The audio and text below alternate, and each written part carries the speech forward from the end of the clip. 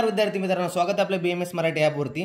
तर आजच्या व्हिडिओमध्ये आपण विषयाची व्याख्या त्यासोबत विष वर्गीकरण पाहणार आहे। तर चला व्हिडिओला सुरुवात करूया। आता विषयाचा श्लोक काय आला बघा त्या व्याख्येमध्ये, विषाद जनत्ववादाचं विषम तो मिथ्येत्मी दिदेते हा श्लोक आहे तुम्हाला। म्हणजे काय झालं, श्लोकचा अर्थ काय होतो, जे द्रव्य प्राण्याच्या मनोदयिक तंत्राच्या संपर्कात आल्याबरोबर किंवा शरीरात प्रवेश केल्यावर विषाद उत्पन्न करतात किंवा प्राण्याचे नाश करतात याला विष असं म्हटलेलं आहे। म्हणजे असं काय म्हटलंय, अशी जी द्रव्य जे माणसाचे काय झाले मनोदेहिक म्हणजे बॉडीच्या संपर्कात आले त्यासोबत काय झालं, शरीरात जर प्रवेश केला तर ते काय होतं, शरीरात विषाद उत्पन्न करते। विषामध्ये काय वेदना उत्पन्न करते, म्हणजे वेदना शरीरात उत्पन्न करते। त्यासोबत काय म्हटले, किंवा प्राणाचा नाश करतो म्हणजे प्राणाचा नाश वगैरे करते, याला विष असं म्हटलेलं आहे। आता शरीर पोषक द्रव्य, आता शरीर पोषक द्रव्यामध्ये काय आलं हे बघा, जे आपले गुणविरुद्ध काय असेल, गुणाविरुद्ध जर तुम्ही आहार घेतला त्यासोबत काय केलं काळाविरुद्ध आहार घेतला, म्हणजे गुणाविरुद्ध जर आहार घेतला, दोन विरुद्ध गुणाचे आहार जर तुम्ही केले, म्हणजे काय म्हणता येईल की समजा विरुद्ध गुणाचे आहार केले की काय म्हणता येईल, आपले मासे आणि प्लस दूध यांचा तुम्ही काय केला, जर काय म्हणतात खाल्ले मासे आणि दूध सोबत खाल्ले, म्हणजे गुणाचे विरुद्ध आहे ना ते। त्यानंतर काळाचे विरुद्ध, आता कोणता सुरू आहे, समजा वर्षा ऋतू सुरू आहे, तर वर्षा ऋतूच्या काळाच्या विरुद्ध वर्षा ऋतूमध्ये काय होतो वाताचा प्रकोप होतो। तर वाताचा प्रकोप म्हणले ह्यामध्ये काय झाले, तुम्ही शीत असे पदार्थ खाल्ले, त्यानंतर लघु पदार्थ खाल्ले, म्हणजे काय झाले काळाचे विरुद्ध झाले ना, म्हणजे काळाच्या विरुद्ध असे तुम्ही पदार्थ खाल्ले। त्यानंतर मात्राचे विरुद्ध खाल्ले, त्यानंतर स्वभाव विरुद्ध असे जर तुम्ही पदार्थ वगैरे खाल्ले, असे जर सेवन केले किंवा विचार न करता खाल्ले तर ते सगळे काय विष समान आहेत असं सुद्धा म्हटलं। जे विष पोषक द्रव्य म्हणजे गुण असेल, काळ असेल, मात्रा असेल, स्वभाव असेल, यांच्या विरुद्ध जो तुम्ही द्रव्य खाल्ले यांचं किंवा तुम्ही शरीरामध्ये काय केलं सेवन केलं, ते सगळे काय द्रव्य विषाचे समान आहे असं आपल्याला म्हटलेलं आहे। आता पुढे बघूया, पुढे काय सांगितलंय, उदाहरण दिलंय आपल्याला, घृत व मधु हे सम मात्रा जर तुम्ही घेतले तर हे विषाप्रमाणे आहे। तर सम मात्रेत तुम्ही घृत घेतलं आणि त्यासोबत सम मात्रेत तुम्ही मधु घेतलं आणि तुम्ही जर खाल्लं तर तुम्हाला काय हे बॉडीमध्ये काय रिएक्शन वगैरे करू शकतं, क्रिएट रिएक्शन करू शकतं। त्यामुळे सम मात्रात विषाप्रमाणे सांगितलंय। त्यासोबत जर विषम मात्रेत तुम्ही घेतलं, घृत घेतलं समजा तुम्ही किती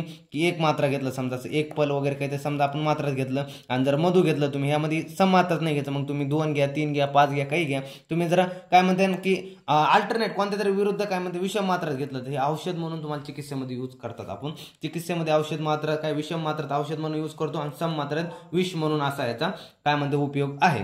त्यानंतर आता बघा, हे झालं विष कळालं असेल तुम्हाला विष। आता विषयात आता पुढे बघू, जाणून घेऊया आता काय दिलं, आता पॉयझन। आता पॉयझनची आपल्याला डेफिनेशन दिले ते जाणून घ्यायची। आता पॉयझनची काय डेफिनेशन ते जाणून घेऊया एकदा।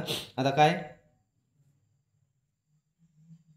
आता बघा पॉयझनची डेफिनेशन आहे, आता define as a substance which when administration inhaled swelled is capable of acting deleteriously on the body। म्हणजे तुम्ही दुसरी सुद्धा पाहिली होती, ही सुद्धा जाणून घेऊया। म्हणजे काय म्हटलं, असा सबस्टन्स तुम्ही ऍडमिनिस्ट्रेट केला बॉडीमध्ये गेला, इनहेल करू द्या किंवा इनहेल करा किंवा स्वेल करा, काय इनहेल गेला तुम्हाला श्वसनाद्वारे गेला किंवा खाण्याद्वारे गेला, ऍक्टिंग काय केली डिलेटरियसली ऑन द बॉडी, म्हणजे तुमच्या बॉडीवर काय करतो, प्राणाचं एक प्रकारे नाश करण्याचं काम करतं, त्याला असं पॉयझन असं म्हटलेलं आहे। हे जर पॉयझनचं तुम्हाला डेफिनेशन कळलं असेल, पहिली जर सोपी वाटत असेल ती पाठ करा, ही जर सोपी वाटत असेल ती पाठ करा, दोन्ही पण डेफिनेशन तुम्ही कोणती पण हे जी लिहू शकता।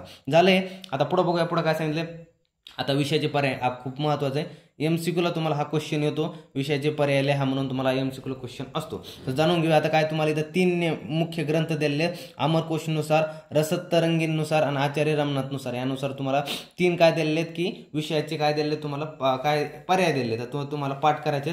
आता बघा पहिला जे दिलाय, पहिला काय दिलाय की पर्याय विषयाचा श्वेड आणि गरल, अमरकोशमध्ये श्वेड आणि गरल हे विषयाचे पर्याय सांगितलेले। त्यानंतर रसतरंगिणीमध्ये काय दिले विषयाचे पर्याय, श्वेड, गरल आणि कालकूट, हे ध्यानात ठेवायचे तुम्हाला, श्वेड, गरल आणि कालकूट हे रसतरंगीमध्ये दिले। त्यानंतर आचार्य रमनाथ यांनी काय सांगितलं विषयाचे पर्याय दिले, श्वेड, गरल इथं गर आहे हे ध्यानात ठेवा, श्वेड, गर, त्यानंतर गरल, त्यानंतर गद आणि कालकूर आणि काल्पकल्प असं ध्यानात ठेवायचं तुम्हाला। इथं काय आहे गर आहे, त्यानंतर हे झालं। आता पुढे बघूया, आता पुढे काय सांगितलंय, आता हे झालं श्वेड, गर, गरल, गद आणि कालकुल आणि कालकल्प हे झाले तुम्हाला आचार्य रमनाथनुसार, हे तुमचे टोटल हे झाले तुमचे सगळे पर्याय। आता पुढे बघा, आता पुढे बघूया, आता विषयाचं वर्गीकरण, मुख्य टॉपिककडे वळवलं आपण, विषयाचं वर्गीकरण। आता उत्पत्तीच्या दृष्टीने विषयाचे वर्गीकरण, आता खूप महत्त्वाचं विष वर्गीकरण। विषयाचे मुख्य 2 प्रकार पडतात, अकृत्रिम म्हणजे अकृत्रिम म्हणजे हे झालं आपलं नॅचरल, हे झालं आपलं नॅचरल, आणि जो कृत्रिम आहे हे झालं आपलं आर्टिफिशियल, हे झालं आपलं आर्टिफिशियल। आर्टिफिशियल कळलं, हे झालं कृत्रिम म्हणजे तुमचं काय झालं आर्टिफिशियल, आणि अकृत्रिम म्हणजे तुमचं झालं नॅचरल, आणि हे झालं आर्टिफिशियल. समजलं. आता बघा विषयाचे प्रकार पडले. आता बघा अकृत्रिम विष याला स्वाभाविक विष म्हणतात, MCQच क्वेश्चन आहे, आणि जे कृत्रिम विष आहे यांना संयोगज विष असं म्हणतात. हे झालं कळलं. त्यानंतर आता बघा अकृत्रिमचे स्थावर आणि जंगम. स्थावर आणि जंगम. स्थावर म्हणजे काय, जे असे वनस्पती वगैरे की जे काय म्हणतात असे द्रव्य किंवा असे प्राणी वगैरे की काय म्हणता येईल की द्रव्य वगैरे जे हालचाल करू शकत नाही, एका जागेवर स्थिर असतात, ते झाले स्थावर. म्हणजे जसे की आपले काय म्हणता येईल की धातू झाले, वनस्पती झाले, हे काय आपल्या स्थावरमध्ये आलं. दुसरा येतो जंगम. जंगम विषय म्हणजे काय, जे असे काय म्हणते ना आपल्याला की प्राणी वगैरे जे हालचाल करू शकतात ते येतात जंगममध्ये. जसं की आपलं काय सर्प वगैरे जे झाले ते आपले जंगममध्ये येतं. त्यानंतर बघूया पुढं काय सांगितले. आता एक मिनटं. आता बघा की कृत्रिम विष. आता कृत्रिम विषमध्ये गरविष आणि दुष्विष. गरविष आणि दुष्विष. आता गरविष म्हणजे काय, दुष्विष म्हणजे काय ते जाणून घेऊया. आता पुढं बघा. आता हे झालं आपलं विषवर्गीकरण. कळलं असेल विषाचं प्रकार की अकृत्रिम आणि कृत्रिम. म्हणजे हे झालं नॅचरल, हे झालं आर्टिफिशियल. नॅचरलमध्ये दोन येतं स्थावर आणि जंगम, आणि आर्टिफिशियलमध्ये गरविष आणि दुष्विष. कळलं तुम्हाला. आता एवढं तुम्हाला ध्यानात ठेवायचं वर्गीकरण. आता पुढं बघा. आता बघा स्थावर विष पाहतोय आपण. आता कोणतं पाहतोय हे बघा इकडे बघा, स्थावर विष पाहतोय, मग जंगम पाहूया, मग गरविष पाहूया, मग दुष्विष झालं. कृत्रिम कल असेल जे नैसर्गिक दृष्ट्या विष असतं ते कृत्रिम. अकृत्रिम म्हणजे काय आपण काय करतो आर्टिफिशियली तयार करतो ते काय झालं कृत्रिम झालं. नंतर हे झालं स्थावर. आता स्थावर बघतो आपण. स्थावर म्हणजे काय, स्थावर रूपात किंवा स्थावर वस्तूत मिळणार, म्हणजे अशा वस्तू किंवा काय म्हणता येईल की वस्तू वगैरे किंवा रूप असे की आपल्याला काय ते हालचाल करू शकत नाही, ते झाले स्थावर. जे हालचाल करू शकत नाही स्थावर. जसं की वनस्पतिक झालं, खनिज व धातू झाले. हे कळलं तुम्हाला, वनस्पतिक आणि खनिज व धातू. आता वनस्पतीमध्ये जसे काय म्हणता येईल की जे आपल्या झाडाझुडपापासून आपलं विष भेटतं, जसं की वत्सनाप, कुचला, हे जे झाडाझुडपापासून आपलं विष भेटतं हे स्थावर विषात येतं, म्हणजे वनस्पतिक विषामध्ये येतं. नंतर त्यासोबत जे खनिज व धातूज असतात, खनिज व धातूमध्ये आपलं कोणते येतं पारा, वंग इत्यादी जे काय ते आपल्याला काय की खनिज व धातू रूपात मिळणारे जे स्थावर विषय, हे झालं आपलं पारा आणि वंग. समजलं. सोपं आहे, एवढं काही अवघड नाही. ध्यानात ठेवा फक्त कन्सेप्ट आहे की स्थावरमध्ये येतं वनस्पतिक आणि खनिज. वनस्पतीमध्ये झाडापासून भेटणार वत्सनाभ आणि कुचला, आणि खनिज व धातूमध्ये पारा व वंग. कळलं. आता पुढं बघूया गरविष. आता गरविषमध्ये बघा एकापेक्षा जास्त द्रव्यांचे संयोजन तयार होणाऱ्याला गरविष म्हणतात. म्हणजे काय म्हटले, दोन किंवा दोनपेक्षा अधिक प्लस असतील, प्लस प्लस प्लस लावा, दोन किंवा या दोनपेक्षा अधिक जे विष असतील ते काय झालं गरविष झालं. दोनपेक्षा अधिक द्रव्यांच्या संयोगाने तयार होणारं विष म्हणजे गरविष. जसं की बघा विषरहित द्रव्यांचा संयोगाने उत्पन्न होणारे, म्हणजे असे ज्यांच्यात विष नाही, जसं की घृत आणि मधु, ह्यांच्यात विष नसतं बरं, पण ह्यांचं जर तुम्ही सममात्रात घेतलं. आता हे बघा दोन्ही काय झालं घृत झालं, हे आपलं हे झालं घृत आणि हे झालं मधु. आता तुम्हाला मागं म्हणल्याप्रमाणे दोन किंवा अधिक द्रव्यांच्या संयोगाने आपण बनतोय. आता हे घेतलं आपण किती, दोन मात्रेत घेतलं, समजा एक घेतलं हे प्रमाणामध्ये, असं 2:1 रेशोमध्ये घेतलं, ह्याचं काय होणार विष तयार होणार. सॉरी हे काय जाणार अल्टरनेट होतं ना, तर त्याचं काय तुम्हाला काय करतं औषध म्हणून करू शकतं. जर सम मात्रेत घेतलं 1:1 रेशोमध्ये घेतलं तर हे काय होणार, हे विष मात्रेमध्ये होणार, म्हणजे गरविषचा प्रकार झाला. आणखी दुसरं जाणून घ्या, दोन किंवा जास्त सविष.